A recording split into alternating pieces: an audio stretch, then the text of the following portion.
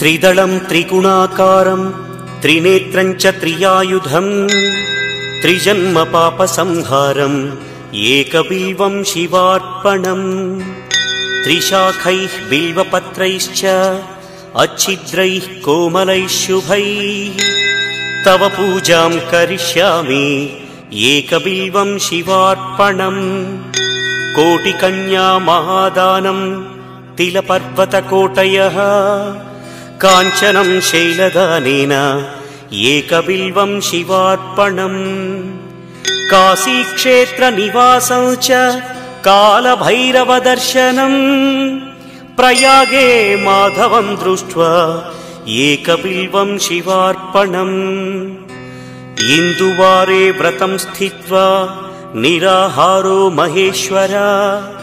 नक्तं हौष्यामि देवेश एकबिल्वं शिवार्पणम् रामलिङ्गप्रतिष्ठा च वैवाहिककृतं तथा तटाकादि च सन्तानम् एकबिल्वं शिवार्पणम् अखण्डबिल्वपत्रं च आयुतं शिवपूजनम् कृतं नाम सहस्रेण एकबिल्वं शिवार्पणम् उमया सह देवेश नन्दिवाहनमेव च भस्मलेपनः सर्वाङ्गम् एकबिल्वं शिवार्पणम् सालग्रामेषु विप्राणां तटाकं दशकूपयोः यज्ञकोटिसहस्रस्य एकबिल्वं शिवार्पणम् दन्तिकोटिसहस्रेषु अश्वमेधशतक्रतौ कोटिकन्या महादानम् एकबिल्वं शिवार्पणम् बिल्वानां दर्शनं पुण्यं स्पर्शनं पापनाशनम् अघोरपापसंहारम् एकबिल्वं शिवार्पणम्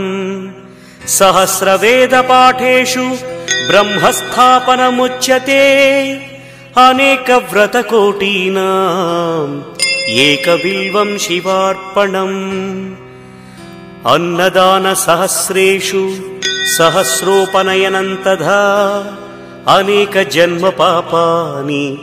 एकबिल्वं शिवार्पणम् बिल्वाष्टकमिदं पुण्यं यः पठेत् शिवसन्निधौ शिवलोकमवाप्नोति एकबिल्वं शिवार्पणम्।